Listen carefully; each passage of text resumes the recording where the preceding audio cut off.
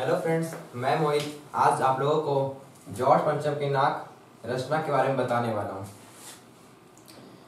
यह एक व्यंग्यात्मक लेख है जो कमलेश्वर द्वारा लिखा गया। कमलेश्वर का जन्म उत्तर प्रदेश के मैनीपुर में हुआ था। उनका जन्म 6 जनवरी 1932 को हुआ था। बचपन में उनके पिता का देहांत हो गया था, इसीलिए उनकी मां ने ही उनका लालन पोषण किया। कमलेश्वर ने इलाहाबाद से एमए की।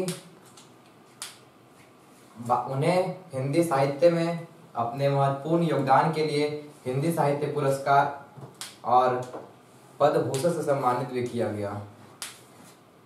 सन 2007 में दिल के दौरा पड़ने के कारण उनका देहांत हो गया। उन्हीं के द्वारा लिखी गई एक व्यंग्यात्मक लेख जॉर्ज पंचम की नाक के बारे में मैं आज आप लोगों को बताने वाला हूँ। जॉर्ज पंचम की नाक। यह बात उस समय की है जब क्वीन एलिजाबेथ द्वितीय भारत में आने वाली थी। इस खबर को सुनते ही भारत के सभी लोगों में एक सनसनी सी फैल गई थी। इंग्लैंड में जो भी खबरें छपती थी वो अगले दिन उसकी कतरनें भारत में भी अखबारों में छपती थी।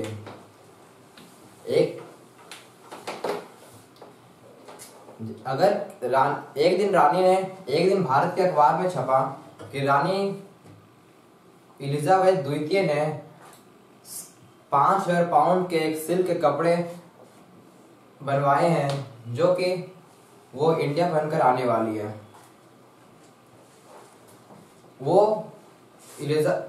वो भारत, नेपाल और पाकिस्तान का दौरा करने वाली थी। इसीलिए उनका जो दर्जी था वो बहुत परेशान था, क्योंकि उन्हीं दर्जी को ही एलिजाबेथ की ड्रेस के बारे में सोचना था। उनका सेक्रेटरी पहले ही भारत का दौरा कर चुका था, भारत, पाकिस्तान और नेपाल का दौरा कर चुका था। उनकी आने की खुशखबरी में अखबार में उनका जन्मपत्री छपा और वे अपने पति प्रिंस फिलिप के साथ आने वाली थी, इसीलिए प्रिंस फिलिप के कारनामे भी छपे। उनके नौकर, बावर्चियों, ये इन सब के जन्मपत्री छपी और उनके घर में रहने वाले कुत्तों का फोटो भी छपा। उनके आने की खबर सुनते ही दिल्ली का काया पलट हो गया। यानी जितने भी रोड थे वे एकाएक साफ हो गए। किसी ने किसी से कुछ नहीं कहा, लेकिन सब अपने से रोड जो था वो साफ हो गए। मतलब सब लोगों ने अब खुद से किया।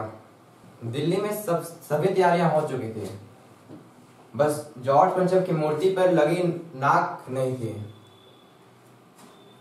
यही बात को लेकर एक कमेटी बैठाई गई जो कि जॉर्ज पंचम की नाक को लगाने की सोच रहा था। तो उस कमेटी ने एक कलाकार को बुलाया।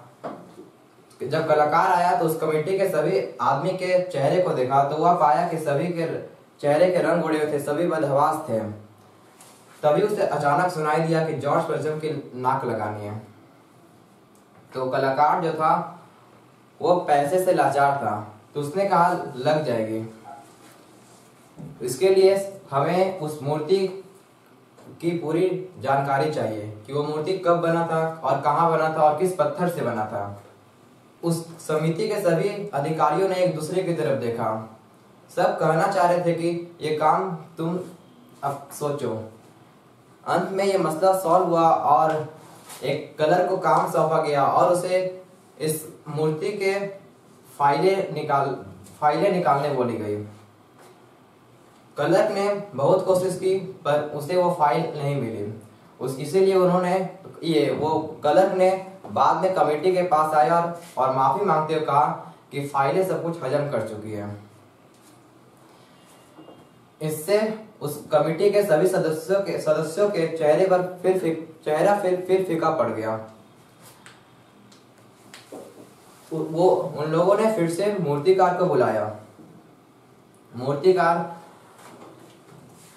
बोला कि मूर्ति की नाक लग जाएगी, पर इसके लिए हमें पूरे भारत का भ्रमण करना पड़ेगा। हमें हर पहाड़ के पत्थर को देखना पड़ेगा कि कौन से पत्थर इस मूर्ति की नाक से मिलता जुलता है। कमेटी के सभी सदस्यों ने इसमें हामी भर दी। फिर कलाकार पूरे भारत के कोने कोने में का भ्रमण किया, लेकिन उसे कहीं भी इस मूर्ति में लगे पत्थर की तरह पत्थर नहीं मिला। वो फिर इस कमेटी के पास आया और बोला कि ये पत्थर भारत में है ही नहीं, ये किसी विदेश का पत्थर है। तो इससे जो उस कमेटी के सदस्य थे वो गुस्सा हो गया, बोले कि हम लोग के देश में तो सब कुछ मिलता है, ये विदेश की सब कल्चर यहाँ मिलती है, तो फिर ये पत्थर क्यों नहीं मिल सकता। फिर से सभी सदस्यों का जो चेहरे का रंग था फीका पड़ गया। तभी अचानक मूर्तिकार के मन में एक आइडिया कौन था। वह सभी सदस्यों से कहा कि मैं आप लोगों से कुछ कहना चाहता हूँ, लेकिन ये अखबारों में नहीं छपना चाहिए। उस कमरे के सभी दरवाजे बंद किए गए और मूर्तिकार ने कहा कि क्यों ना हम भारत में लगे सभी मूर्तियों की नाक की साइज देखें, और जिस नाक की साइज इस मूर्ति के नाक से मैच करेगा वो नाक हम लोग इस मूर्ति में लाकर लगा देंगे। शुरू में तो सभी आश्चर्य रहे कि ये कैसे हो सकता है, लेकिन फिर उन्होंने हामी भर दी। तो मूर्तिकार ने फिर भारत का भ्रमण शुरू किया। उन्होंने भारत के हर मूर्ति की नाक की साइज को नापा, पर उन्होंने ऐसा कोई भी मूर्ति नहीं पाया जो जॉर्ज थॉमसन की नाक की साइज से मैच करता था। वह डरता हुआ इस कमेटी के सदस्यों से बोला कि ऐसा कोई भी नाक नहीं है जो इस मूर्ति के नाक से मैच करता है। वो कमेटी के सदस्य गुस्सा हो गए। तो फिर वो मूर्तिकार बोला कि एक उपाय है, बिहार के किसी कार्यालय के बाहर 1942 में शहीद हुए कुछ बच्चों का मूर्ति लगा हुआ है, हो सके इन बच्चों की मूर्ति के नाक जॉर्ज थॉमसन की नाक से होगी। उन्होंने बिहार में आया और इस मूर्ति की नाक नाप की, तो ये इस मूर्ति के भी नाक जो थे वो जॉर्ज थॉमसन की नाक से बड़े थे। इस कहानी में ये व्यंग है, इसीलिए इससे कहना चाहते कमलेश्वर कि जो जॉर्ज थॉमसन की नाक थी, यहाँ पर नाक मतलब इज्जत है, तो यहाँ के बच्चे जो शहीद हुए वो जॉर्ज थॉमसन की, उनका सम्मान जॉर्ज थॉमसन के सम्मान से ज्यादा था। अंत में फिर एक वही कमेटी बैठाई गई और सभी सोचने लगे कि क्या किया जाए। मूर्तिकार पैसे से लाचार था, इसीलिए वो हार मानने वाला नहीं था। मूर्तिकार ने अपनी शर्त फिर दोहराई। उन्होंने कहा कि मैं अभी जो बोलूंगा वह अखबार में नहीं छपना चाहिए। फिर से कमरे के सभी दरवाजे बंद कर दिए गए और मूर्तिकार ने कहा क्यों ना इस 40 करोड़ के आबादी में से एक आदमी का जिंदा नाक ही इस मूर्ति में लगा दिया जाए। शुरू में तो कोई इसे मानने के लिए तैयार नहीं थे, लेकिन यह भारत की इज्जत की बात थी कि क्वीन एलिजाबेथ भारत आने वाले थे और जॉर्ज थॉमसन की नाक नहीं लगी थी, इसीलिए अंत में सभी ने इसके लिए हामी भर दी। अखबारों में यह छाप दिया गया कि जॉर्ज थॉमसन की नाक का मसला सॉल्व हो गया। मूर्तिकार ने कुछ दिन में ही वो मूर्ति पर नाक लगा दी। अब क्वीन एलिजाबेथ के आने का टाइम हो चुका था। उसके कुछ दिन पहले ही अखबारों में यह खबर छपी कि जॉर्ज थॉमसन की नाक एक किसी असलियत की तरह लग रहा है। ऐसा लग रहा है जैसे किसी आदमी का नाक ही इसमें लाकर लगा दिया गया। उस दिन अखबार में बस एक ही खबर छपा था और सिर्फ यही था। ये इसलिए क्योंकि सभी लोग ऐसा लग रहा था जैसे नाक रियली है, इसीलिए इसका विरोध में सब चुपचाप थे और सिर्फ यही खबर छापे थे इसका विरोध करने के लिए। थैंक यू दोस्तों। नमस्ते दोस्तों, मैं श्रेया आज आपके साथ डिस्कस करने वाली हूँ हमारी हिंदी बुक का एक व्यंग जिसका शीर्षक है जॉर्ज थॉमसन की नाक। यह व्यंग कमलेश्वर जी द्वारा लिखा गया है। कमलेश्वर जी का जन्म सन 1932 में उत्तर प्रदेश के मैनपुरी में हुआ था। कमलेश्वर जी ने मतलब साहित्य के क्षेत्र में अपना बहुत ही बड़ा योगदान दिया। उनके इस योगदान के कारण उन्हें साहित्य अकादमी पुरस्कार से भी सम्मानित किया गया था। उन्होंने कई सारे पत्र पत्रिकाएं भी संपादित किए हैं। उन्होंने बतौर महानिदेशक भी काम किया है। उन्होंने कई सारे टीवी सीरियलों के धारावाहिक की भी रचना की है। लेकिन 27 जनवरी 2007 को दिल का दौरा पड़ने के कारण उनकी मृत्यु हो गई थी। तो आइए हम जानते हैं उनके द्वारा लिखा गया ये व्यंग आखिर है क्या। तो एक समय की बात है, इंग्लैंड की महारानी एलिजाबेथ द्वितीय भारत के दौरे पर आने वाली थी। उनके साथ साथ उनके पति भी भारत आने वाले थे।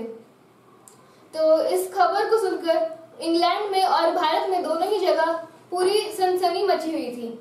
मतलब लोग बहुत ही उत्साहित थे। इंग्लैंड की महारानी भारत आने वाली थी, तो यहाँ पे भी लोग बहुत ही उत्साहित थे। सभी लोग ये सोच में पड़े हुए थे कि मतलब आखिर महारानी का स्वागत कैसे होगा, मतलब क्या क्या तैयारियां होंगी। उनका जो दर्जी था वो भी बहुत ही मतलब असमंजस में था। वो मतलब महारानी भारत के साथ साथ पाकिस्तान और नेपाल के दौरे पर भी जाने वाली थी। तो उनका जो दर्जी था वो भी सोच में पड़ा हुआ था कि मतलब किस तरह के कपड़े उनके लिए सिले जाए, मतलब जिस देश में वो जाने वाली है उसके कल्चर के हिसाब से कपड़े सिले जाए। मतलब वो बहुत ही मतलब उसको कुछ समझ ही में नहीं आ रहा था। यहाँ भी मतलब लोग बहुत ही मतलब उत्साहित थे, रानी के आने का इंतजार कर रहे थे। यहाँ के अखबारों में हर दिन ये खबर छप रही थी कि एलिजाबेथ द्वितीय भारत पधारने वाली है। जैसे कि यहाँ पे मतलब कुछ होते हैं, हम देखते हैं कि मतलब किसी मतलब मान लेते किसी बड़े लोग आते हैं या फिर मतलब किस चीज का उद्घाटन होता है, तो यहाँ मतलब 2 महीने पहले से ही अखबार में छपने शुरू हो जाते हैं कि इस चीज का उद्घाटन होने जा रहा है, इस चीज का उद्घाटन होने जा रहा है। उसी तरह मतलब रानी आने वाली थी, तो यहाँ भी बहुत दिन पहले से ही पेपर में ये चीजें छपने लगी थी कि महारानी भारत पधारी है। साथ साथ ये चीज भी मतलब वो वहाँ जो हो रहा था वो सारी चीजें भी यहाँ के अखबार में छप रही थी। रानी का जो मतलब जासूस था वो पहले ही यहाँ आकर भारत का दौरा कर चुका था, क्योंकि कोई मजाक तो चल नहीं रहा था। मतलब आखिर रानी थी तो उनकी सारी सेफ्टी की भी जिम्मेदारियां थी, मतलब उनकी सारी सुरक्षा का भी प्रबंध करना था। तो वहाँ का जो मतलब उनका जो जासूस था वो पहले ही भारत आकर सारी चीजें देख कर जा चुका था। अब डेली पेपर में छप रहा था मतलब वहाँ महारानी ने एक नीले रंग का कपड़ा सिलवाया था जो कि रेशम के कपड़े का बना हुआ था और रेशम भारत से मंगाया गया था। और उसका कुल खर्चा करीब 400 पाउंड पड़ रहा था। तो यहाँ के अखबार में छपा था कि मतलब महारानी नीले रंग के कपड़े में आने वाली है, उसका करीब 5000 रुपये कॉस्ट पड़ा है। ये सारी बातें अखबार में छप रही थी। महारानी का पूरा बायोडाटा अखबार में छपा। फिर साथ साथ उनके जो मतलब खाना बनाने वाले बावर्ची थे, उनके घर के नौकरों की भी जो मतलब बायोग्राफी है वो पेपर में छापी गई थी। यहाँ तक कि उनके घर के जो कुत्ते थे उनका भी मतलब फोटो अखबार में आया था। अब सारे लोग बहुत ही उत्साहित थे। महारानी दिल्ली के एयरपोर्ट पर आने वाली थी, वहाँ भी सारी तैयारियां चल रही थी। दिल्ली का रोड बिल्कुल साफ कराया गया, वहाँ की इमारतें भी बिल्कुल चमका दी गई। लेकिन बस दिल्ली में मतलब सारी चीज़ों का प्रबंध हो रहा था, लेकिन एक ही चीज़ की कमी थी कि वहाँ दिल्ली के मतलब इंडिया गेट के सामने जो जॉर्ज पंचम की मूर्ति लगी हुई थी उसकी नाक ही नहीं थी। मतलब जॉर्ज पंचम की नाक के लिए भी पहले बहुत सारे मतलब जॉर्ज पंचम की नाक पहले भी बहुत ज़्यादा चर्चा में थी, क्योंकि पहले भी उनकी नाक के लिए कई सारे मतलब भाषण दिए गए थे, कई सारे आंदोलन हुए थे, कई सारे मतलब बैठक हुए थे कि जॉर्ज पंचम की नाक आखिर लगाया जाए या ना लगाया जाए। तो फिर और इसी बात के लिए पहले बहुत सारी चीजें हो चुकी थी, लेकिन नाक अभी तक लगी नहीं थी। इसलिए अब महारानी आने वाली थी, तो महारानी आती और देखने की मतलब सब चीज तो ठीक है, लेकिन मतलब उनके मतलब इंग्लैंड के पूर्व राजा की मूर्ति पर नाक ही नहीं है, तो वो भी देखकर ये बहुत मतलब ज्यादा उनको अच्छा नहीं लगता। और साथ साथ हमारे उनकी नाक ना होने के कारण हमारी नाक भी कटती। तो इसलिए मतलब इस चीज को लेकर एक बैठक रखी गई, जिसमें सारे बड़े बड़े लोग शामिल हुए। फिर उन्होंने सोचा कि नहीं, ये तो बहुत जरूरी है भाई कि मतलब जॉर्ज पंचम की मूर्ति पर नाक लगाई जाए। तो इसलिए फिर उन्होंने एक मूर्तिकार को बुलाया। तो मूर्तिकार जो था वो बहुत ही अच्छा कलाकार था, लेकिन वो थोड़े पैसे से लाचार था।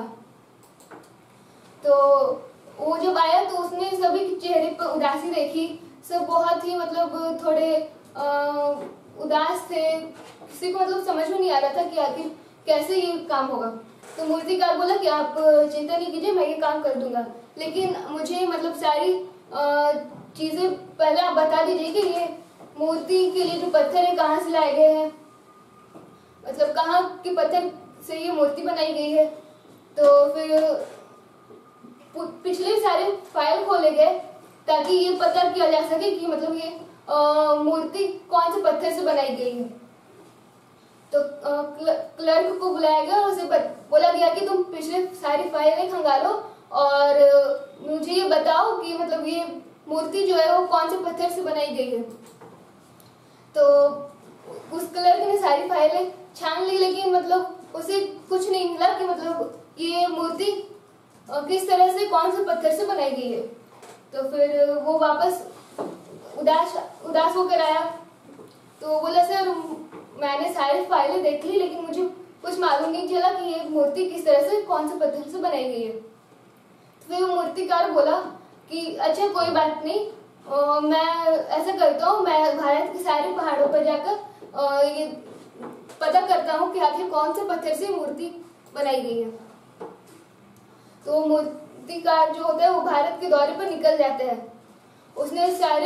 वो सारे पहाड़ों पर जाते हैं और जाकर देखते हैं कि मतलब कौन सा पत्थर उस मूर्ति में फिट आ रहा है।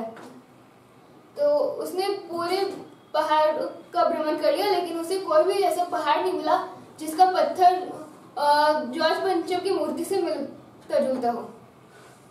तो वापस उदास होकर आ गया।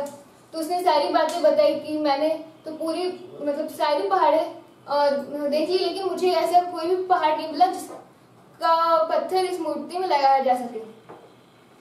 तो फिर सारे लोग उदास हो गए। तो फिर वो मूर्तिकार बोलते हैं कि अच्छा आप टेंशन नहीं लीजिए, आप बस इतना कीजिए कि मतलब मैं जो अब प्लान बताने जा रहा हूँ उसे आप अखबार में नहीं आने दीजिएगा। तो उसने मतलब उस जहाँ वो मीटिंग हो रही थी वहाँ के सारे खिड़की दरवाजे बंद कर दिए गए। और फिर मूर्तिकार ने बताया कि मतलब हमारे देश में कई सारे ऐसे बड़े बड़े हस्तियों की मूर्ति लगी हुई है, तो क्यों ना हम उन्हीं में से किसी एक की नाक जॉर्ज पंचम की मूर्ति पर फिट कर दें। तो फिर सब इस बात के लिए राजी हो गए। तो फिर मूर्तिकार सब जगह मतलब भारत के हर एक कोने में गया। वो मुंबई गया, वहाँ शिवाजी, तिलक, इन लोगों की मूर्तियों की नाक को मतलब नाक की साइज लिया। फिर गुजरात गया, फिर बिहार गया, उत्तर प्रदेश भी गया, बंगाल गया, मद्रास गया, मतलब हर स्टेट में गया, लेकिन कहीं भी किसी भी मूर्ति की नाक जॉर्ज पंचम की नाक से मेल नहीं खा रही थी। फिर वो वापस उदास होकर आ गया। फिर उसने सारी बातें बताई कि मैंने तो सारी मूर्तियां देख ली, लेकिन किसी की भी नाक फिट नहीं आ रही है। फिर सबका मुंह लटक गया। फिर वो बोला कि अच्छा ऐसा करते हैं कि बिहार में सन 1942 में कुछ बच्चे शहीद हो गए थे, हम उनकी नाक लगाकर देख लेते हैं, बच्चे हैं, हो सकता है उनकी नाक जॉर्ज पंचम की नाक पर फिट आ जाए। तो फिर वहां बिहार गया और बच्चों की नाक की साइज लिया, लेकिन उन बच्चों की भी नाक जॉर्ज पंचम की नाक से कहीं ज्यादा बड़ी थी। तो बच्चों की भी नाक जॉर्ज पंचम की मूर्ति पर फिट नहीं आई। फिर वो वापस फिर से उदास होकर आ गया। तो फिर उसने फिर से ये सारी बातें बताई। तो फिर अब सब बिल्कुल पूरी तरह से हताश हो गए कि अब आखिर क्या करें, अगर नाक नहीं लगाएगी तो हमारी नाक कट जाएगी। महारानी आएंगी और मूर्ति को बिना नाक के देखेंगी तो बहुत ही ज्यादा गुस्सा हो जाएंगी।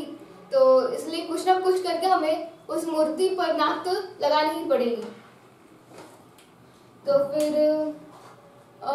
फिर अचानक से मूर्तिकार के दिमाग में एक आइडिया आता है। वो बोलते हैं कि मुझे एक उपाय आया है, अगर आप कहो तो मैं आपको बताऊं, लेकिन मेरी एक शर्त है कि आप इस खबर को बाहर नहीं जाने देंगे। तो फिर से सारे खिड़की दरवाजे बंद कर दिए गए, मतलब किसी तरह से वो खबर बाहर नहीं जानी चाहिए थी। तो इस पर मूर्तिकार ने बोला कि हमारे देश में 40 करोड़ की आबादी है, 40 करोड़ में किसी ना किसी की नाक तो जॉर्ज पंचम की मूर्ति पर फिट आ ही जाएगी। तो सब लोग ये बात सुनकर थोड़े हैरान रह गए कि आखिर जिंदा आदमी की नाक उस पर कैसे लगाई जाएगी। लेकिन किसी के पास कोई दूसरा रास्ता भी नहीं था, इसलिए फिर सारे लोग राजी हो गए। फिर मूर्तिकार ने बोला कि आप चिंता नहीं कीजिए, ये सारी जिम्मेदारी मेरी है, नाक खोजने की सारी जिम्मेदारी मेरी है, मैं किसी भी तरह से नाक खोजकर मूर्ति पर लगा दूंगा। तो फिर ये बात किसी को नहीं बताएगी कि मतलब मूर्ति पर जिंदा आदमी की नाक लगने वाली है। सारी चीजें बिल्कुल सामान्य मतलब बिल्कुल गुप्त रखी गई और मूर्ति के आसपास साफ सफाई होने लगी। मूर्ति को पेंट किया गया, मूर्ति के आसपास जो मतलब तालाब था उसे साफ कराया गया, उसमें फिर से पानी डाला गया और फिर जो डेट निश्चित किया गया था उस मूर्ति पर नाक लगाने के लिए उस दिन, और मूर्तिकार ने नाक लगा भी दिया। फिर पेपर में ये बात छपी कि जॉर्ज पंचम की मूर्ति पर नाक लग चुकी है और वो बिल्कुल असली नाक जैसी लग रही है। लेकिन फिर जब वो दिन आया जब महारानी भारत को आने वाली थी, तो उस दिन ऐसा कुछ नहीं हुआ। मतलब ना कोई मतलब किसी का स्वागत हुआ, ना किसी तरह की खबर अखबार में छपी, ना ही मतलब कोई समारोह हुआ। और ये सब बस मतलब कुछ हुआ ही नहीं उस दिन। अब ये तो नहीं पता कि आखिर वो मतलब इतनी सारी चीजें मतलब इतनी मशक्कत के बाद नाक लगाई गई और उसके बाद फिर कुछ नहीं हुआ। कहानी ये व्यंग तो यहाँ पर खत्म हो जा रहा है, लेकिन इस व्यंग में जो बातें कही गई है कि मतलब जितनी भी मूर्ति यहाँ देखी गई सबकी नाक जो थी वो जॉर्ज पंचम की नाक से बड़ी थी। यहाँ पे नाक का जो अर्थ है वो है इज्जत। मतलब यहाँ हमारे भारत के जितने भी महान हस्तियां थी, जितने भी बच्चे हुए, शहीद बच्चे हुए, उन सब की इज्जत उस जॉर्ज पंचम की इज्जत से कहीं ज्यादा बड़ी थी। मतलब हमारे लिए वो हमारे देश के जो शहीद थे वो जॉर्ज पंचम से कहीं ज्यादा ऊपर थे। हमारा ये व्यंग यहीं पे खत्म होता है। अब हम मिलेंगे किसी नई टॉपिक के साथ। Thank you. नमस्ते दोस्तों, मैं मुस्कान और आज मैं कृतिका भाग 2 के चैप्टर जॉर्ज पंचम की नाक के बारे में बताने जा रही हूँ, जो एक व्यंग्यात्मक रचना है और जिसे कमलेश्वर जी ने लिखा है। कमलेश्वर का जन्म सन 1932 में मैनपुरी में हुआ था, जिन्होंने इलाहाबाद विश्वविद्यालय में एमए किया और उन्हें पद्म भूषण से भी सम्मानित किया गया है। 27 जनवरी 2007 में उन्हें दिल के दौरे से उनका निधन हो गया और उन्होंने उनकी बहुत सारी रचनाएं भी हैं, जैसे काली आंधी और डाक बंगाला इत्यादि।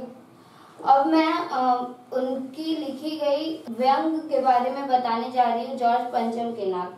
यह कहानी उस समय की है जब महारानी एलिजाबेथ भारत अपने पति के साथ आने वाली थी। सब जगह खबर छप रही थी और खबर इंग्लैंड में छप रही थी और उसकी कुछ कतरने उस खबर के भारत में भी आ रहे थे। उनका जो दर्जी था वो भी बहुत परेशान था कि महारानी भारत, हिंदुस्तान, पाकिस्तान और नेपाल में क्या पहनेंगी, और उनका जो बॉडीगार्ड था और कुछ जासूस थे वो भी महाद्वीप का दौरा करके आ गए थे कि वहाँ तूफान तो नहीं है। और फिर महारानी एलिजाबेथ का ये भी खबर छप रहा था कि वो भारत 400 पाउंड के खर्चे वो सूट पहनकर आने वाली है जिसका खर्चा था 400 पाउंड लगभग।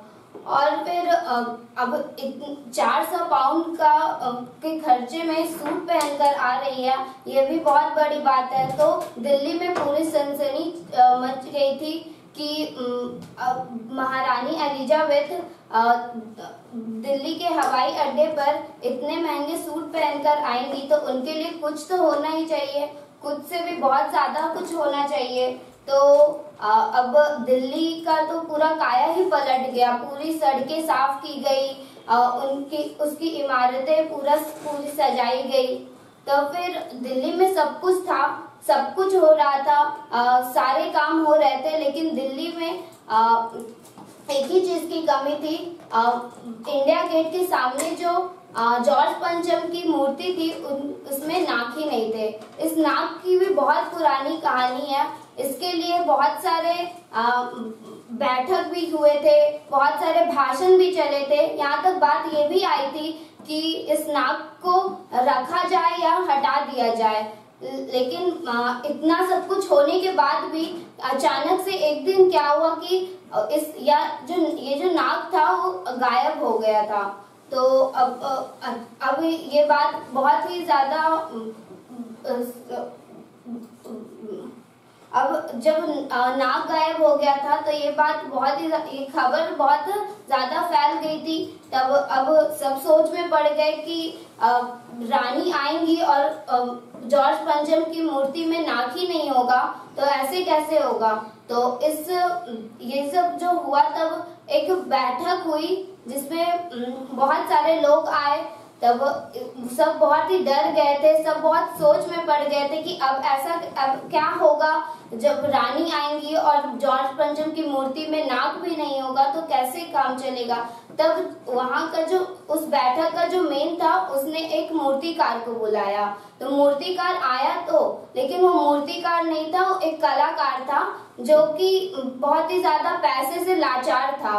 वो बैठक में देखा कि सब लोग बहुत ही ज्यादा उदास है, तो उसने सबकी उदासी देखकर उसे भी बहुत बुरा लगा और उसकी आंखें भर आई। फिर उधर से एक आवाज सुनाई देता है, मूर्तिकार जॉर्ज पंचम की मूर्ति में नाक लगाना है। तभी मूर्तिकार बोलता है कि हाँ, नाक तो लग जाएगी, लेकिन उसके लिए मुझे चाहिए कि ये नाक कब बनी, कहाँ बनी, और इसमें ये जो मूर्ति है वो कौन सी पत्थर से बनी हुई है। तब जब अब ये सब लोग सुना तो पहले तो सब लोग बहुत शांत हो गया कि अब क्या करना है। तभी उधर से ऑर्डर आता है कि ये काम एक क्लर्क को सौंप दिया गया। अब क्लर्क तो जितना फाइल था सब कुछ खंगाल डाला कि ये कौन से पत्थर से बना है, कहाँ बना है, तो कुछ पता नहीं चला। तब बहुत ही उदास होकर वो क्लर्क बोला कि कुछ पता नहीं चला है कि कहाँ बना, अब क्या किया जाए। तब दोबारा से उस मूर्तिकार को बुलाया गया।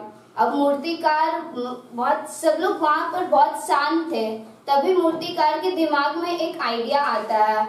उसने कहा कि मैं तो कुछ भी करके ये जो पत्थर है वो कौन सा पत्थर है ये पता कर लूंगा।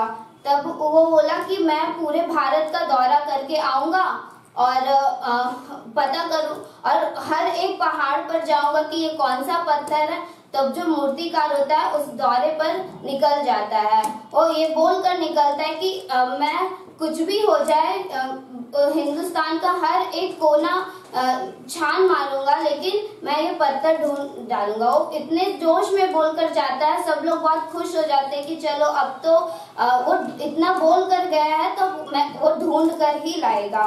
तब वो गया, लेकिन वापस वो घूमकर जब दिल्ली आया तब बहुत ही उदास था।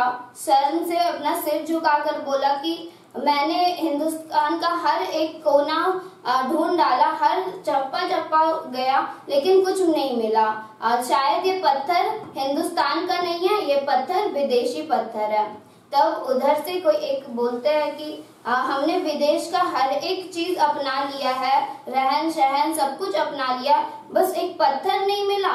तब सब लोग बहुत ही शांत हो जाते हैं, सब लोग बहुत उदास हो जाते हैं। तभी उस बीच जो मूर्तिकार होता है वो फिर से बहुत डरे डरे थोड़ा सहमे वो बोलता है कि मेरे दिमाग में एक और आइडिया है, लेकिन ये जो आइडिया है वो इस सभा के बाहर नहीं निकलने चाहिए। तो जितने भी दरवाजे होते हैं सब बंद किए जाते हैं। तब वो बोलता है कि हमारे देश में बहुत सारे महान हस्ती है, बहुत सारे नेताएं हैं जो शहीद हो गया। अब उनकी जो मूर्ति है उनकी भी बहुत सारी मूर्तियां हैं, उनकी नाक तो फिट आ ही जाएंगी। तो वो पहले तो सब बहुत शांत हो जाते हैं, लेकिन फिर सब एक दूसरे को देखते हैं। फिर ऑर्डर उसे मिल जाता है कि हाँ उन नेताओं की मूर्ति से नाक लगा दिया जाए। तब वो जो होता है मूर्तिकार वो फिर से पूरे भारत के दौरे पर चला जाता है। तब वो दिल्ली, बिहार, उत्तर प्रदेश हर जगह जाता है, लेकिन उसे उस साइज की मूर्ति कहीं नहीं मिलती है। उस साइज की मूर्ति की नाक कहीं नहीं मिलती है, और जितनी भी नाक उसे मिलती है सब उस साइज से बड़ी होती है।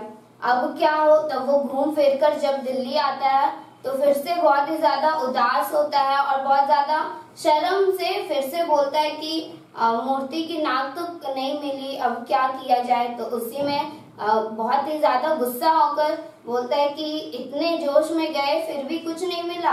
फिर उसके बाद जब फिर से जो मूर्तिकार होता है वो पैसे से तो लाचार होता है, तो उसने फिर से बोला कि मेरे पास एक और आइडिया है। तब उसने कहा क्या, तो ये तब जो बिहार में एक सेक्रेटेरिएट के पास एक कुछ बच्चे शहीद हो गए थे, उनकी मूर्ति से नाक लगा तो सकते ही है। अब छोटे बच्चे हैं, उनकी मूर्ति का तो नाक लग ही सकता है। तो वो जाता है बिहार, लेकिन उस साइज की भी मूर्ति का नाक नहीं होता है, उससे भी बड़ा होता है। तब फिर से वो आता है, फिर से वो सर से बुरा उसे बहुत लगता है और सब लोग बहुत उदास हो जाते हैं कि अब क्या होगा। अब एक बच्चे की नाक नहीं लगी तब किसका अब नाक लगेगा।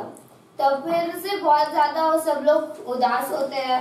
फिर से मूर्तिकार जो होता है फिर से उसके दिमाग में एक आइडिया आ जाता है। अब वो बोलता है कि मेरे पास एक और आइडिया तो है, लेकिन ये आइडिया इस सभा के बाहर नहीं निकलने चाहिए। तब वो बोलता है कि 40 करोड़ की आबादी में किसी न किसी के नाक आदमी के नाक तो लग ही जाएंगे, उस मूर्ति में फिट हो ही जाएंगे। तब जब वो जाता है तब अब तो किसी जिंदा आदमी का नाक लगाना है।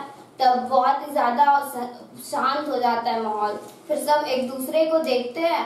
तब फिर ऑर्डर मिल जाता है कि ठीक है लगा दिया जाए।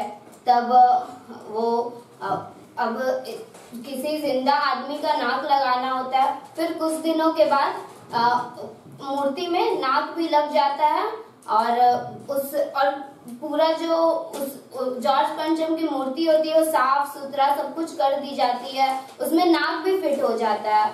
लेकिन अब क्या होता है कि नाक भी फिट हो जाती है, लेकिन नाक खबर में ना ही कुछ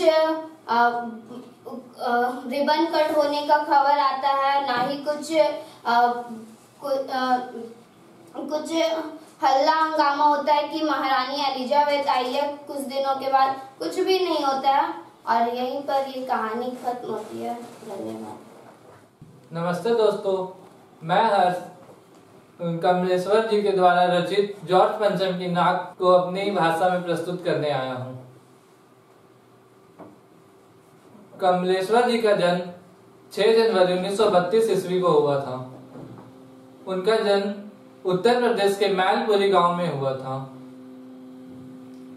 बचपन में ही उनके सर से पिताजी का हाथ उठ गया था। उनके पिताजी के देहांत के बाद उनकी मां ने ही उनका लालन पोषण किया। उन्होंने उत्तर प्रदेश के विश्वविद्यालय में एमए किया। वो हिंदी साहित्य के बहुत ही अच्छे जानकार थे। उनकी रचनाओं के लिए उन्हें पद्म भूषण से भी सम्मानित किया गया है। उनकी रचनाओं में भाषा शैली एक आम आदमी की साफ सुथरी भाषा जैसी होती है। वो अरबी भाषा का भी इस्तेमाल करते थे। उनके देहांत दिल के दौरे के कारण 27 जनवरी 2007 को हो गया। अब आते हैं चैप्टर पे जॉर्ज पंचम की नाक। ये बात उस समय की है जब महारानी एलिजाबेथ द्वितीय भारत, पाकिस्तान और नेपाल के दौरे के लिए इंग्लैंड से आ रही थी।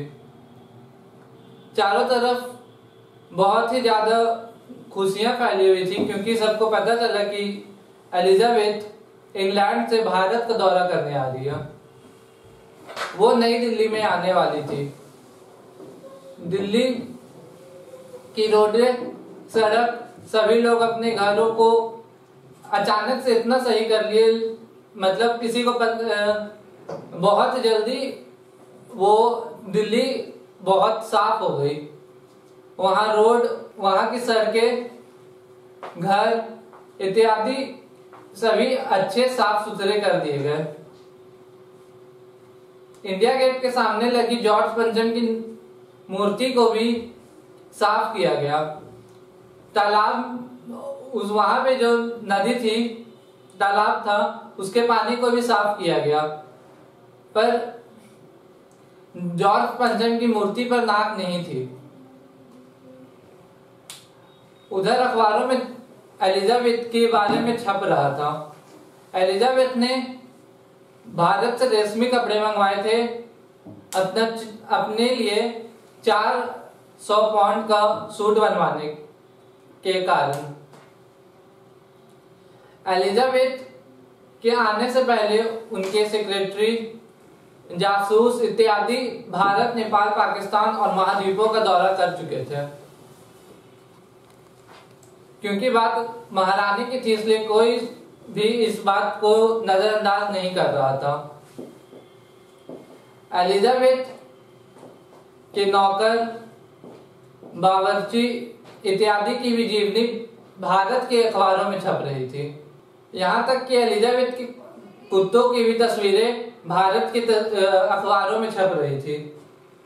परंतु जब सभी को पता चला कि जॉर्ज पंचम की मूर्ति से नाक गायब हो गई है तो सभी लोग चिंतित हो गए। वो सोचने लगे कि इंग्लैंड से एलिजाबेथ द्वितीय जब भारत आएगी वह अपने देश के पूर्व राजा की मूर्ति जरूर देखेगी, और जब वो उसमें उनकी नाक नहीं देखेगी तो वो उन्हें अपना और जॉर्ज पंचम का अपमान महसूस होगा। उन्हें लगेगा कि भारत में उनकी इज्जत नहीं होती है। तो सभी तो इस समस्या से छुटकारा पाने के लिए एक सभा बुलाई गई। सभा में सभापति ने बाकी सदस्यों से कहा कि कोई भी किसी तरह इस मूर्ति पे नाक लगवा दे। तो एक कलाकार को बुलाया गया। कलाकार ने कहा कि अगर मुझे पता चल जाए कि यह मूर्ति किस पत्थर की बनी हुई है तो मैं जरूर इसकी नाक बना दूंगा। यह सुनकर सभी खुश हो गए। उन्हें लगा कि अब तो नाक की समस्या खत्म हो गई। परंतु यह काम एक क्लर्क को सौंपा गया कि वो फाइल निकाले और पता करे कि यह मूर्ति किस पत्थर की बनी हुई है। क्लर्क पूरी फाइल को खंगाल लिया, पर वो कोई भी फाइल, वैसी कोई फाइल नहीं मिली जिसमें यह लिखा हो कि जॉर्ज पंचम की मूर्ति किस पत्थर से बनी है। क्लर्क ने जब आखिर यह बात सभापति को और सभाजनों को बताया तो सभी लोग हताश हो गए। वो वापस से बहुत चिंतित हो गए। इतने में वहां कलाकार आ गया। कलाकार सभी लोगों के चेहरे देखकर यह समझ गया कि जरूर मूर्ति नहीं मिला। फिर कलाकार बोलता है कि मेरे पास एक और उपाय है। मैं भारत का दौरा करूंगा और सभी पहाड़ों पर घूम घूम कर देखूंगा कि आखिर ये पत्थर कौन से पहाड़ से लाया गया है। फिर सभी लोग खुश हो गए कि चलो अब तो पहाड़ से ही तो पत्थर आया होगा, कहीं ना कहीं से तो मिल जाएगा। पर जब वह कलाकार दौरा करके आता है तो वो खाली हाथ आता है। पूछने पर पता चलता है कि उसे कोई भी पहाड़ से वैसा पत्थर नहीं मिला जैसा जॉर्ज पंचम की नाक पे लग जाए। अब यह बात बहुत ही सीरियस हो चुकी थी। कलाकार के पास एक और आइडिया आया। वह बोलता है कि अगर ये बात गुप्त रही तो मैं ये बात कार्य कर सकता हूं। मैं जॉर्ज पंचम की नाक लगा सकता हूं। सभापति ने सभी दरवाजे बंद करवाए। तब कलाकार ने कहा, भारत में बहुत सारे महापुरुष रह चुके हैं। अगर किन्हीं की भी नाक जॉर्ज पंचम की नाक पर सेट हो गई तो हमारा काम हो जाएगा। एक पल के लिए तो सभी सभाजन और सभापति चिंतित हो गए कि ऐसा कैसे हो जाएगा। पर जब बात भारत की इज्जत की थी तो सभी ने स्वीकार कर लिया कि हाँ, महापुरुषों की नाक की नाप ले ली जाए और जिसका नाक सेट होगा वो लगा दे। परंतु फिर कलाकार जब भारत का दौरा करने गया तो वो बिहार, उत्तर प्रदेश, राजस्थान, गुजरात सभी जगह का दौरा किया, परंतु उसे कहीं भी मूर्ति, कोई भी महापुरुष की मूर्ति के बराबर की नाक उसे जॉर्ज पंचम के लिए नाक नहीं मिली। सभी महापुरुषों की नाक जॉर्ज पंचम की नाक से बड़ी हो रही थी। जॉर्ज पंचम वह वापस से सभापति के पास आया और कहा कि कोई भी महापुरुष की नाक जॉर्ज पंचम से नहीं मिल रही। तब सभापति फिर से चिंतित हो गए। कलाकार को अचानक से एक और मूर्ति के बारे में पता चला, याद आया। वह कहा सन 1942 में बिहार के कुछ बच्चे शहीद हो गए थे। उनकी मूर्तियां एक विश्वविद्यालय के सामने बनी हुई है। उनकी नाक तो जरूर सेट हो जाएगी क्योंकि उनकी नाक छोटी है और जॉर्ज पंचम के लिए छोटी नाक चाहिए। सभापति ने भी इसे इस कार्य के लिए इजाजत दे दी। परंतु जब वह बिहार पहुंचा और बच्चों की नाक का नाप लिया तो वो पाया कि बच्चों की नाक जॉर्ज पंचम की नाक से ज्यादा बड़ी है।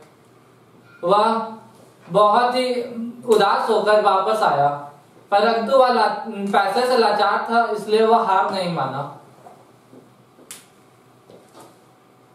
अंत में वह सभापति से कहता है और सभाजनों से कहता है कि 40 करोड़ की आबादी में किसी न किसी का तो नाक जॉर्ज पंचम की नाक के बराबर होगा, तो क्यों ना मैं किसी जीवित प्राणी की नाक को जॉर्ज पंचम की मूर्ति पर लगा दूं। ऐसा सुनते ही सभी सभाजन अचंभित हो गए। वो सोचने लगे जीवित प्राणी की नाक कैसे लगा दी जाए, परंतु सभापति और सभागणों ने कलाकार को इस कार्य की इजाजत दे दी। अगले दिन अखबार में छपता है जॉर्ज पंचम की नाक की समस्या सुलझ गई, परंतु उनकी मूर्ति पर जीवित नाक लगाया गया है। और इसके अलावा कोई भी न्यूज अखबारों में नहीं आती है, ना कहीं रिबन कट रहा है, ना एलिजाबेथ आई है तो उसके स्वागत का कोई भी किसी भी प्रकार का दूसरी खबर उस अखबारों में नहीं छपी थी उस दिन। व्यंग के माध्यम से कमलेश्वर जी हमें यह बताना चाहते हैं कि भारत के लोग जिनके द्वारा गुलाम किए गए 200 साल, जिन लोगों ने उन्हें गुलाम किया, उन्हीं की नाक की उन्हें इतनी परवाह है कि वो अपने देश में शहीद हुए बच्चों, महापुरुषों की नाक तक को कटवा देना चाहते हैं। कमलेश्वर जी कहते हैं कि जॉर्ज पंचम की नाक के बराबर भारत के एक छोटे बच्चे की भी नाक नहीं है। भारत के एक छोटा बच्चे की इज्जत जॉर्ज पंचम के इज्जत से कहीं ज्यादा है। धन्यवाद।